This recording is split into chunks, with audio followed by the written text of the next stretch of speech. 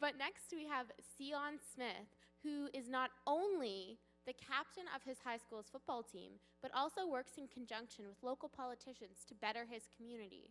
In his TED Talk, he's going to share lessons learned on and off the field with us to inspire a new generation of Canadians to live with unity and tolerance. Please welcome Seeon.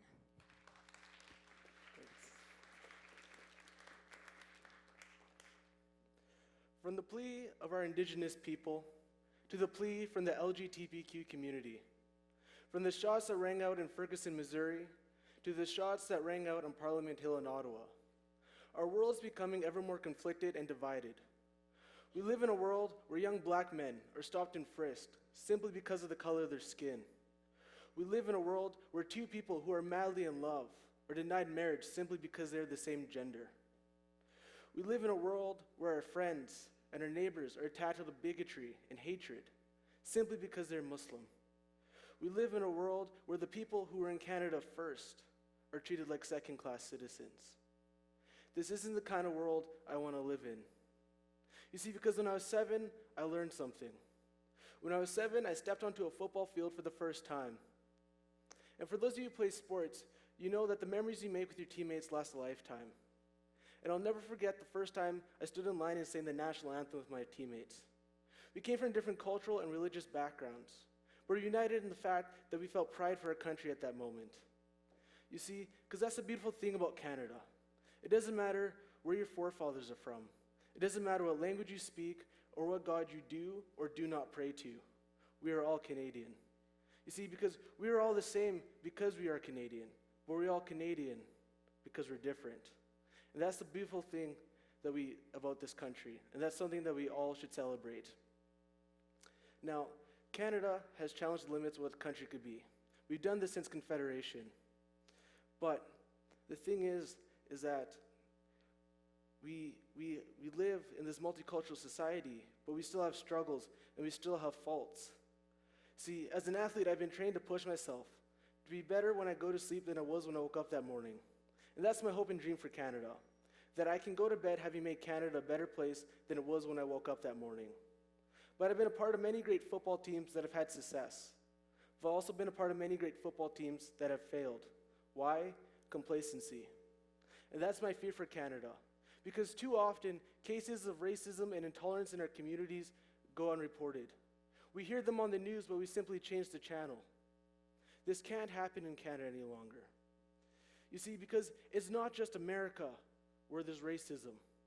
It's not just Europe where there's anti-Semitism. And it wasn't just 200 years ago where the First Nations people were mistreated.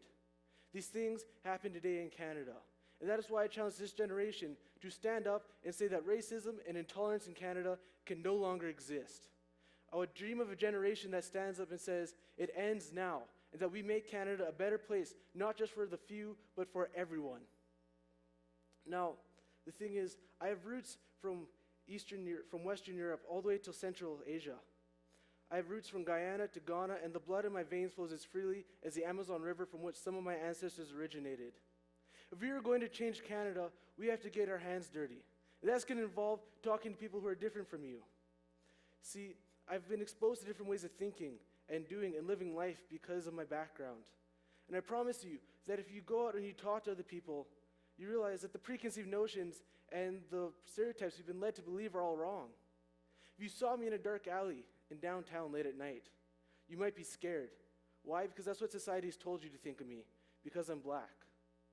But I promise you, if you talk to me after, you realize I'm one of the sweetest and nerdiest guys you could ever meet. I mean, I just spent all weekend at Model United Nations at the U of A, so, right? And that's the thing. If we are going to change Canada, we are going to have to go step out of our comfort zones. We're going to have to talk to the people who maybe don't believe in the same God as you do. You have to talk to people who maybe don't come from the same cultural background as you do. You talk to the person who maybe they come from different places and they believe in different things and they're different from you. But that's the beautiful thing about Canada, is that we're different. And that needs to be celebrated in Canada. Guys, if we celebrate our differences and we learn to tolerate and appreciate each other for our differences, we'll make Canada a better place for everyone. Our kids will grow up in an environment where they want to hear about places of worship being vandalized. They won't feel judged because they're this or that. We'll grow up in a world that Martin Luther King dreamed of. Our kids will grow up in a world where they are judged by the character and not by the by the content of the character and not by the color of their skin. And I believe that that's what everyone wants for Canada. I believe that deep down we all want to be unified and we all want peace. But it starts with us. And it starts with us getting active. It starts with us talking to our religious, political, business, and community leaders to better our communities, to foster initiative, and to foster change. Canada has been a house for many for a long period of time. But it's time to make Canada a home for everyone. Thank you.